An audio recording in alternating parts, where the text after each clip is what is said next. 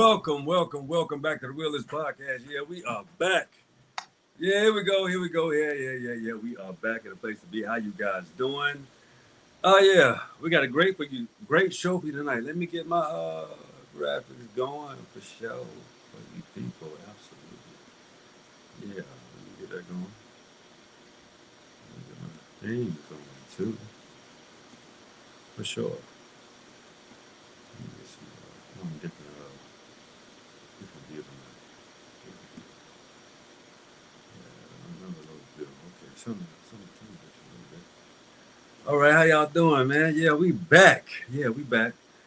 Okay. Tonight's show, Black America equals progress show. We're coming, y'all. World, we are coming. We're coming in a major way.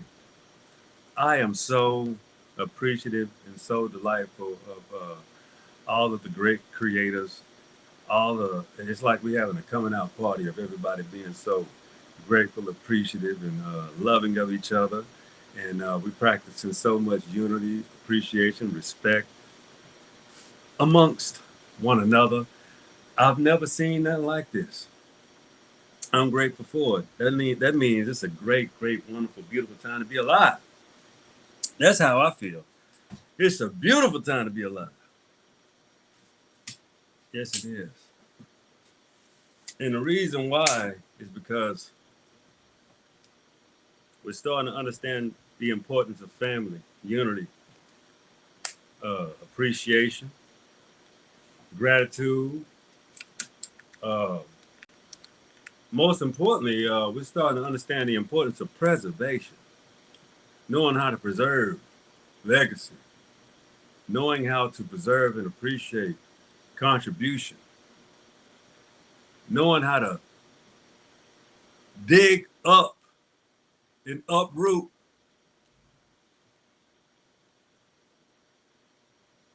Dig up and uproot. Just dig up the roots of history. See, the digger you deep, the darker it gets. That's the beauty of history. What I mean by dark, meaning by creation. The more you plunder into the planet, the more you discover, you will see the greatness of it. The greatness of blackness. The greatness of melanin. Dark matter. The greatness of dark matter. See, a lot of people don't like, but let's call it dark matter that exists. The most powerful substance on the planet. Have you ever seen venom? Yeah, dark matter that exists. Yeah, dark matter. Whether you're copper color, melanated, carbon color, melanated. If you're melanated, you have what you call congruency with the planet, congruency with the earth, congruency with the atmosphere, congruency with the universe. Okay, let's get to the first whoop moment, shall we? Yeah, Black America equals progress show. We are the discoverers. We are we have the supreme amount of inventors within the past century. So let's get to the first. Your story is not my story. Like Kendrick Lamar said, they are not like us. No. See, the problem with most people is they have an issue with accepting this specifically. The inventions of Black people, especially from the Americas. All of this new age. See, that's the one thing that you realize when you see the Black professors and scholars, and they come here from these other lands, and they sit on the Black caucus. The Black caucus that has all of the dealings with foreign Black nations. The pick me up, the hand over. They say, wait a minute. They get jealous, right? They be like, oh, well, wait a minute. If I was born in America, I could have created something too. if I was putting under that kind of pressure, you make up all this shit in your brain, but you're sitting in a homeland where you got the same resources that everybody else had. We created shit out of the damn soil. Black America under pressure. We created it out of the soil. The same. You chose to be to cut fruit and things of this nature. Some of us chose to invent, create, and not participate into the whole slave trade narrative uh, or organism. It truly was an organism, organized system. An organism is an organized system. That organized system did one thing: organize beings globally to participate in an apparatus that funneled money to the conquerors. I hope you understand that concept. So your story is not my story, because if your story was my story, I would bet my money that this is Atlantis. I would bet my money that they strategically enslaved. They know the lands that enslaved them in, all of the buildings. So people want to copycat or kind of cosplay a story saying they brought all of Africans from Egypt. No. They didn't have to. They knew that we created the Egyptians. They said something. Where's the root? That's where they found the root of us. They said if we take out the root, we take all of it out. See, the thing is, what you don't understand about Black America, if it wasn't for us, there would be no ideological perspective of Black freedom globally at all. If we didn't fight ourselves out of our chains mentally, you think you would have a chance? The only reason why you can even see and have a dream and nurture your thoughts is because of when you look in the mirror, you think of me and my ancestors here, the fighters, the best. And you're going to sit up here and act like you had to come save us.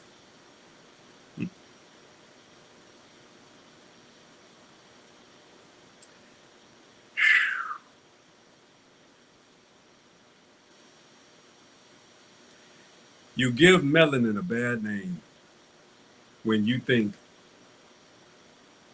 you can't find a melanated seafarer or a melanated builder or a melanated person that's true to their word, that have the immense amount of integrity, durability, truth, justice, reciprocity, order, and the ability and know-how to go forward with the situation. You mean to tell me that, damn, you don't respect that? So if you don't know your history, how can you respect your history? Who taught you your history? Well, from last time I checked, we knew how great we were and was and still in the present, and even back then, which the past was, that was the present then, we still knew how great we were. We still knew about our actions and what we were able to do. But how come there was such this staunch disconnect with power? Skill sets should equate to power. But how the fuck does administrative work attribute power without the working force? And how do you make that equation unless you have a power force, meaning the police and the alphabet boys and all of these different creations to protect what? Power. Not skill. See, the American people, we are extremely skilled, hardworking. When people come to this country, they say, God damn, it's hard to make some money in America. God damn, boy, it's hard. God damn. It's hard to make some money in America. Damn. Hard to make some money over there, boy. God damn. How you, man, shit. They're going to go somewhere else where they can be a little bit more mediocre. And they can practice their little skill set that they thought they had, like, for real. Their little skill set. I'm just checking my setting. Practice their little skill set. They think they had to say, okay, well, you know what? I'm a, I'm gonna practice this and get good at this and just go over here and just just live my life. Ain't nothing wrong with being settled at the stomach, homie. Nothing wrong with that at all. But let's get to the next one moment.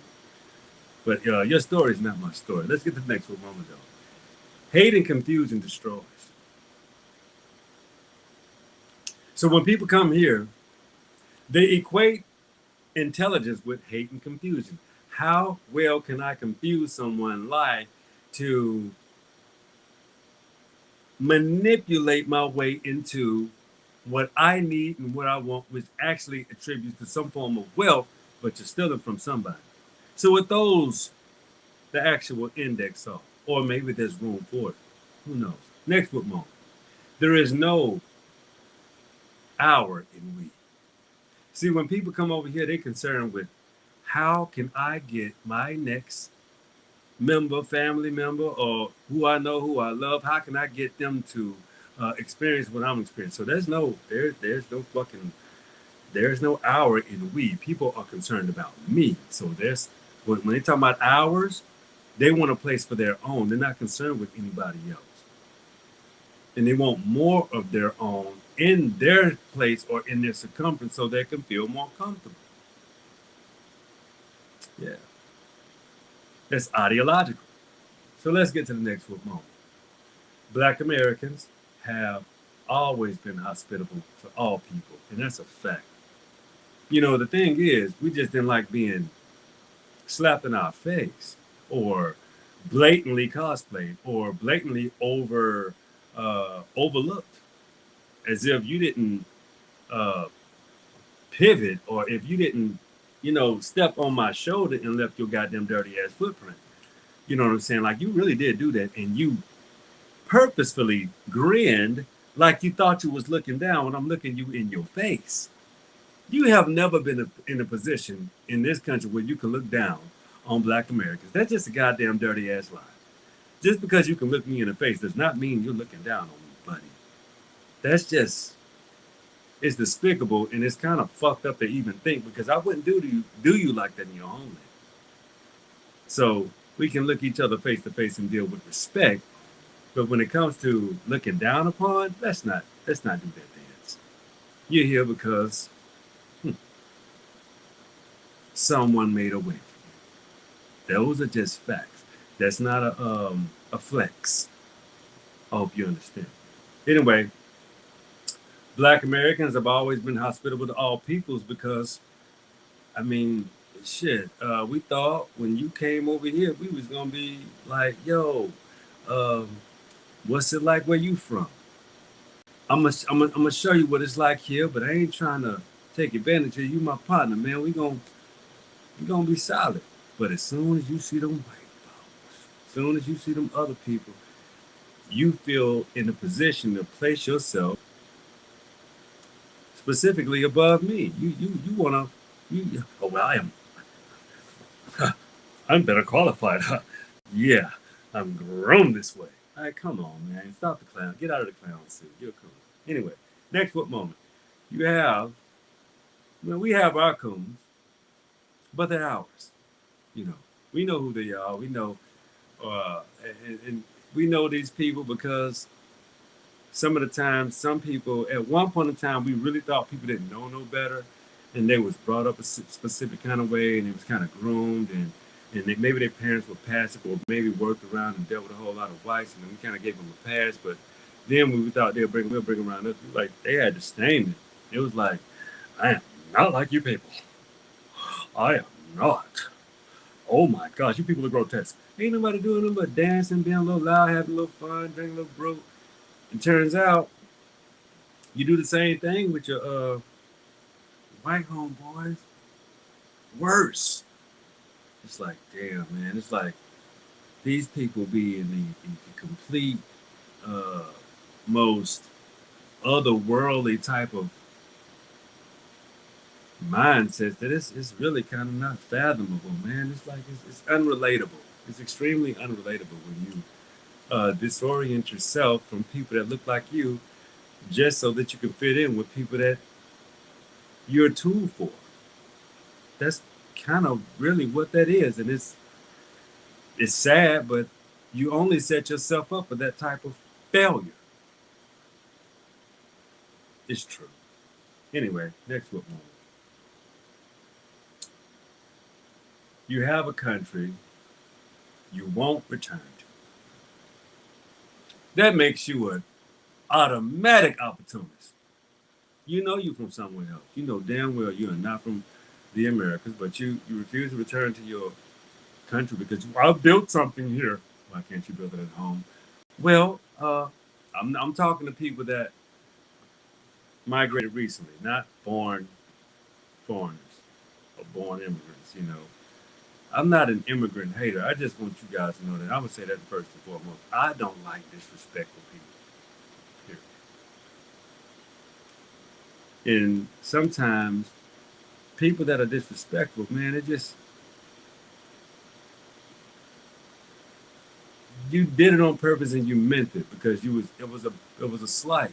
Just like with the Haitian girl with her dirty black American comment. That was despicable. She knew damn well what she was doing when she did that too. She knew what she was doing, but she had to do it because she felt compelled to. She felt like this is my time to just get back at all of them. That was deep. I mean, the shit the shit she did was pretty deep. That was some deep shit. Just like with a lot of people, it's all kind of psychologically deep and disturbing, very disturbing. But let's get to the next football. Crazy ass people. I'm not a hater. I'm a realist. I'm being real with you because I want you to understand that these things and these people really do exist. And when I tell you, um, I appreciate these platforms because you get to speak truthfully, but you can also see people that don't look like you that say things that you can't even say. But you're like, damn, if I said that, they would have like banned me for like a month. But they said it, he's like, oh, that's viral. Like, what the? Why do I get restricted so much? I mean, why am I in a bubble? Like, why do I get fucked so much? Jeez, it's like. Anyway, I'm gonna keep putting out my shows. We're gonna keep doing it how we do it. Maybe just I don't know. I don't know that stuff. It's me thinking. But I've heard that through other creators. You know, some things, some people are held to higher standards than I would say. Okay, let's get to the next book. Yeah. Oh no, I want to understand why people want to talk so much shit about Black Americans not being able to be deported, not having a desire to leave our country, and also being in a position where we can develop, grow, achieve, and just live our lives and be our best selves, and stay in our homes and cocoons until we feel like coming out. Just like leave us alone. You never bothered the Japanese when they was in their homeland, and when they got bombed by or taken advantage of, or actually bombed by Hiroshima and Nagasaki. What did Japan do? They stayed in the house. They stayed home. They said, I'm tired. I need to regroup. So that's what Black Americans are doing. We're tired. We're regrouping. We can't participate right now. We're minding our business, but we're also expressing ourselves because we're allowing people to understand, how to connect with us, and it's not through treating us as if we are ignorant, as if we don't know history, as if we don't know what was done to us, as if we don't know who we are. Those equations are played out, and we're gonna have to keep explaining these things until you get it, until you feel like it's played out that you understand. So these are the things that have to take place until we can move forward. This is the Will This Podcast. We keep always making content and moving forward within our content, with our shows, and how we move and how we operate, simply because that's this apparatus. It's called being the best version of yourself, but you also have to move through the elements of you. What makes you you? Who makes you you? What makes you the best part of you? The only way you can get the best of you is you got to get through the ugliness of yourself. What made you think less of yourself? What made you feel less of yourself? And what made you come out of that. But we're going to talk about those things on the process. See, this is the made show. It's for people that are made into the and continuously on the path of making greatness out of themselves, because we're going to go through it when we get to the process. Those are the nuts and bolts, the nooks and crannies, the conversations, the operations of how all these things come about. But on the Withers podcast, we talk about the overview. We talk about where we go with mentally, so we can discuss and broaden our mindsets over and over again, time and time again. That's what we do. All right. Here we go. Next what moment. All roads lead to the truth. Roads are tangible. They actually exist and they have destinations. So those are truths when you're following your spiritual, psychological roadmaps. You understand? Your spiritual and psychological roadmaps go together because they have destinations. They also have alternate routes. Maybe you didn't reach that point in time, so maybe you have to take an alternate route to make you realize other things in the way that you need to pick up before you reach your destination. That's why it's extremely important to listen to your intuition in your first mind. Don't worry about the alternate routes that you have to take in life, because they're necessary in order for you to get to a place where you can advance. Have you ever played a video game? Didn't you have to get a certain skill set to get to the next level, get to the next plane, get to the next operational space? You had to do that, right? Yeah, sure you did. That's life too. It's the same way. Let's get to the next what moment. Lies cause mass destruction. Lies cause mass destruction because they're lies. They manipulate the feelings of a person that wanted a certain outcome that didn't get the specific outcome that was supposed to be given to them because it was manipulated. So that altered a feeling that led into an action. So if it led into a different action, that person wouldn't have led into that action if they have known the truth about what you actually have in front of them, or resolved, or presented. See, lies alter reality. So you understand, when you alter reality so much, there will become a spontaneous combustion. Karma, baby. Certain shit exists and you don't want it to. You think everything's sweet till your shit become unfucked. You have to maintain and keep control of your situations and your whatever you got going on, because if you don't, that shit leaves stains and it's gonna show up. So whatever you ever do in the dark or whatever you messing with, it's gonna come to light. That's just how it goes, man. So lies cause mass destruction because you are the ones that's telling. And when you tell so many of them motherfuckers, you don't even know who's telling the truth no more. You don't even know if your truth is a lie. Like, what the fuck I done said? I don't even know no more. That's your ass. Crazy as hell. I don't even know what the fuck you doing no more. But anyway, let's get to the next moment. Damn. All right. Black people see when other people see.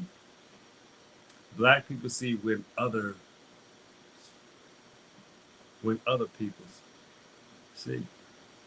Yeah, we see a lot of shit, man. Let me explain to you what that really means.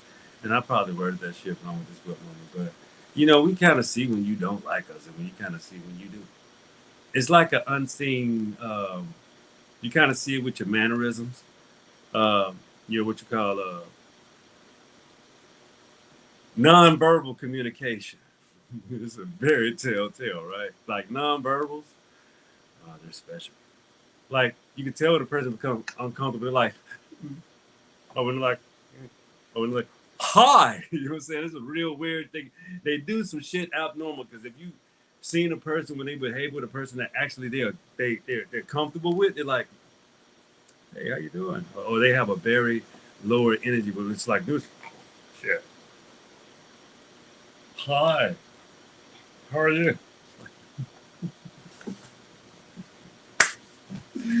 Oh man, humor is good. God damn. I mean, this is what people do. That's kind of how they are. Oh man. Um, this is a doozy, but it's a good one because it allows people to see really who people are. You know how you meet a person, have a conversation. That's cool. All right, that's a nice person. All right, cool. Okay. But you also know it's like you get to know them, and you can immediately tell when a person is an opportunist because they start asking you or communicating with you off center, asking you questions that are a little bit more personal, or communicating with you as if they're trying to get to know you intricately. Stay away from them kind of people because they are some fucking weirdos. And I'm trying to tell you because they'll take your kindness for a weakness, but they're aggressive and they're not aggressive at the same time, and they do it first meetings. That is a very off-kilter way of communicating and even exchanging with a person. Watch those kind of people. They have a weird fucking way of behaving. I'm just being honest. You got weird people that they're socially awkward, and I perceive them people as having different.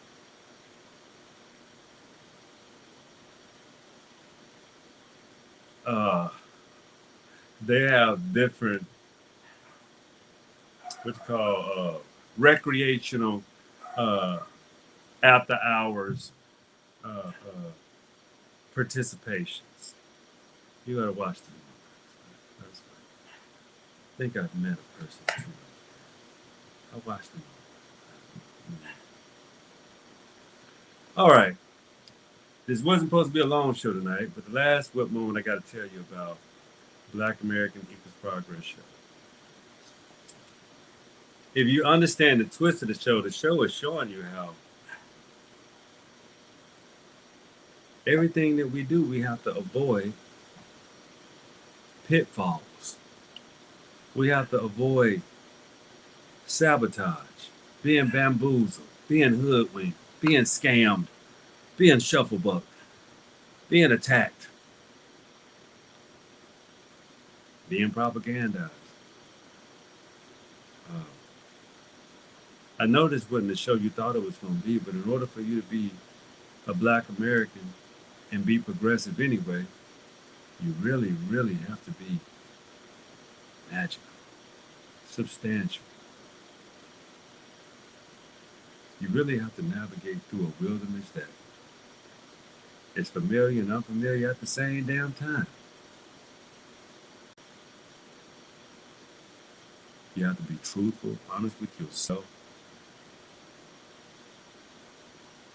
You damn near have to be perfect. That's what it is to be a Black American, and that's how it equals progress. The only way we are even accepted is that we are just extremely exceptional. That's the only way. The only way we can be the best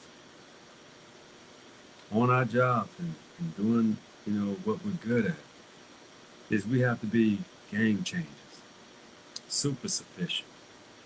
Uh, we have to be that guy or that woman or that person. We have to be so exceptional that we stand out in order to maintain a spot, to get an attaboy or a salute. That's not just in corporate America. That's with businesses. That's with cross-pollinating and operating, building relationships, being accountable. In order to be who we are, we have to be far more fundamentally sound and excellent. And we also have to be extremely disciplined.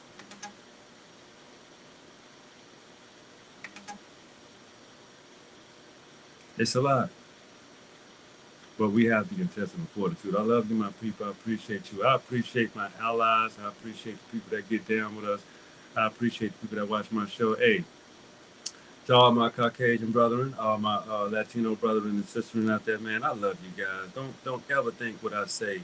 You guys know I be telling the truth. That's why you fuck me and watch me too. I appreciate y'all, man. But then those that don't, I don't give a shit. The truth is the truth, but I don't need you either. I'm gonna keep telling the truth, but I understand that there are people that are out there like you that I appreciate you supporting and looking out for the will of this podcast. That's cool. I'm grateful for that. The goal is to have a global audience, and the goal is to also have people that appreciate, love, and respect the platform that's going to keep giving you the truth. And I don't give a damn how you do it. The truth got to be told. But we don't have to be nasty, ugly. We have to be factual and efficient. Being factual and efficient and truthful, and with integrity, uh, even with some humility. All of these things matter when it comes to how we want to operate and how we want to, express ourselves to the world as a people, and even as an individual. You are an ambassador of your people. As an individual, you're an ambassador of your people, the people that you identify with. You know what I'm saying? So you already know I identify with my American Indians, my FPAs, Black Americans, people that represent the Americas from an Aboriginal place. The indigenous people of the Americas are absolutely copper colored Aboriginal blacks, or just Americans, just copper colored Americans. You know, I'm not ashamed of the term black. I love the term black because it's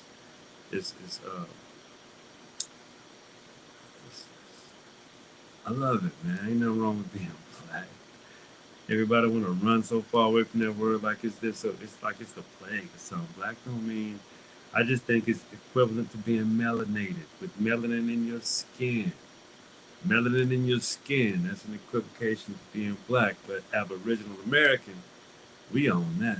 An American Indian, that's what we are. Foundation of Black Americans, salute. Ethnogenesis, we all are one, salute. So that's what it is. No shade thrown here. But y'all know what I stand for, y'all know where I'm at. So therefore, there it is. Black American Equals Progress Show. That's who we are. We are the most progressive people globally, because if we weren't, why is the attention always on us? We are the North Star. What we say go. And now y'all can just, yes. What we say go. That's just what it is. We the North Star. We the golden children. We're the people of God. I think y'all know that. I think you understand that. However or whatever phrase and time period you want to put it in, I like the root. So, when I tell people, well, Africa wouldn't have pyramids if it wasn't for the Americas. Let me show you. Oh, right here. Yeah. Okay. Didn't that say Egypt before the pyramids? Yeah, because there are more pyramids in the Americas.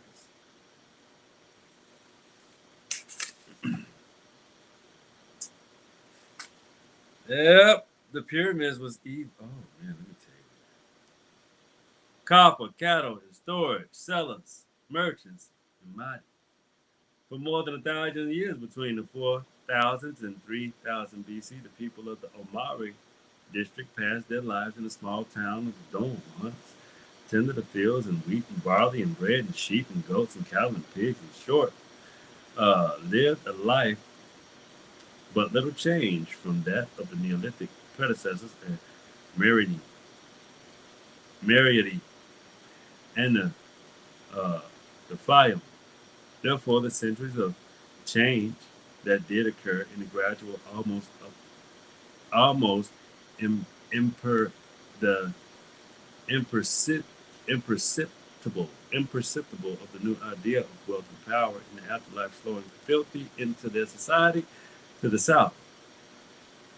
Uh, Jersey people of Upper Egypt built fancier tombs, manufactured, accumulated more wealth, and eventually launched a successful invasion of the north. But such seem to have mattered little of the people of El Amari,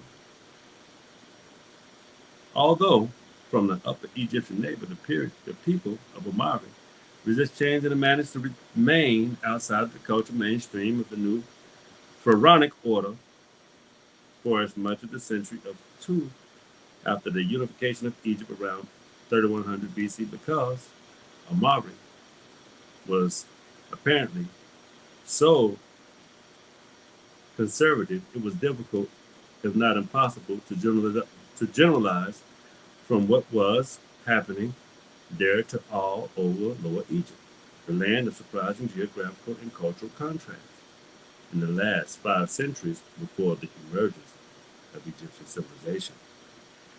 So when they talk about Egypt before the pyramids, or Kemet before the pyramids, that means Upper was lower in the Sudan, Nubia before they started moving and conquering the north. Check that book out, Egypt before the pyramids. So you will know that Mother Moo, hold on now. Uh-oh. No, yeah, America's Old World. Book one, I got another book over here too. But America is indeed the old world. Hold on. Yeah, here we go. Volume 2, The Promised Land, but also I like the other book too, describing Mother Moo. Where I put that one? I always have that one with me.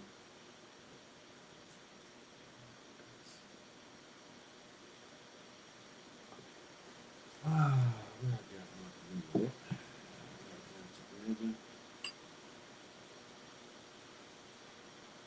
Anyway, I have another book that pretty much goes into that same parable, with the Egyptian ancient Egyptian maids. You would think this is an Egyptian, this is an American book. You know what I'm saying?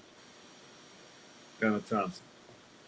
All right, so you will understand the connection between Egypt and the Americas because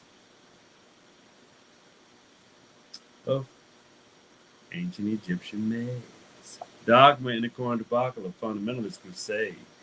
In the late 1600th century, theologians in the Roman Catholic Church finally settled upon an idea that the American continent were an idea as a new world. They resisted geographical realities for as long as they could by creating fanciful maps that showed Florida as a peninsula of China. But reluctant, the church theologians concealed that the new maps by Protestant cartographers such as Mercator, Ortelius, and Dee were more accurate than the bewildering concoction that had emerged from their own map parlors.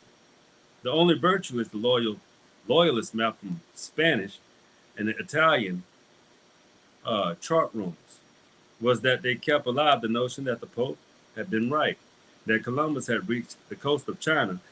Hey, it was in vain by enduring efforts imposed dogmatic beliefs upon physical geography. If the end times had actually arrived in the schedule in 1500 AD, it would not have mattered so much as fundamentalist theologians and geographers had denied the existence of the Pacific Ocean. However, both the Pope and the Church organized were open to ridicule for the wealthy merchants who depended upon even more exacting maps to conduct their business in overseas markets. Under assault from the scientists, merchants, and reformed mining Protestants, the Roman Church were forced to undertake a transformation of its beliefs.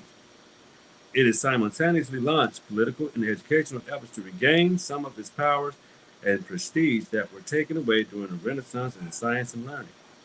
This situation with respect to the history of maize was equally fluid in the subject of the schemes of political and theologians, modern scholars, and now only beginning to unravel the complexities of secret societies that have deliberately altered the public record of past events.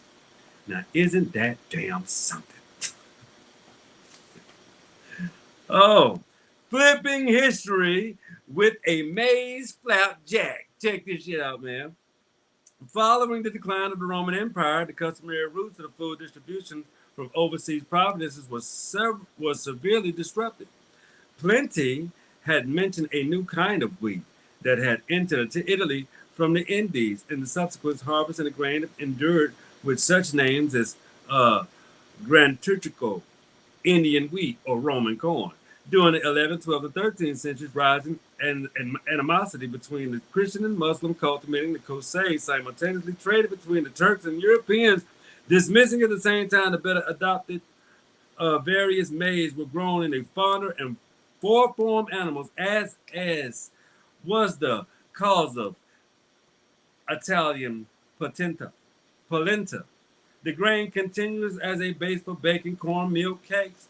The rising in the Ottoman Turkish Empire in the 14th century and the fall of Constantinople and the Turks in the 1453 shut off the grain shipments in the Muslim territories into southern Europe. However, by this point in time, Europeans were largely self-sufficient with their respect to their essential grain supply. The Battle of Lepanto in 1517 pitted the Venetians against the Turks, and the Turks lost, leaving the Venetians in command of Mediterranean rule with the Orient. So there you have it. We will get into more of this. I love this book, but we're going to go into far more detail of Egyptian maize. It explains a lot about trade and what we experience today with tariffs and all these different type of the bullshit that's going on internationally. This shows you how these apparatuses and how these damn trade wars started and where they came from. And when I told you the First World War was in 1492, I've just read you some of the upleading aspects of it because of what the land of plenty, the Americas had to offer the world, and why it was such a juggernaut to take and to keep the people that were aboriginal to the land asleep. Now we're awake. What you gonna do now, Pimpin? Because all of the truth and the stories are out. We just have to put them out. That's why it's the purpose of books and people to read and get the information out, because we know, we share, we love, and we share with one another. That's the show tonight. I appreciate you people for tuning in. Thank you so much for tuning into the Willis Podcast. Go to willispodcast.com. I'm going to work on the website. I'm going to work on some more merch to see if people going to purchase some shit. I may delete everything and goddamn start over. I don't know. Let's see if you people want to do something with it. Anyway, love you guys. You know this is the favorite part of the show. Thank you so much. And remember, share, love, subscribe, like, and let's, keep watching these long versions of my shows. I appreciate you guys. Love you. Peace. And again, favorite part of the show, you know what it is. The wheel is yours. Be cool. Keep that mind frame of progress. That's the process. I'll let you guys.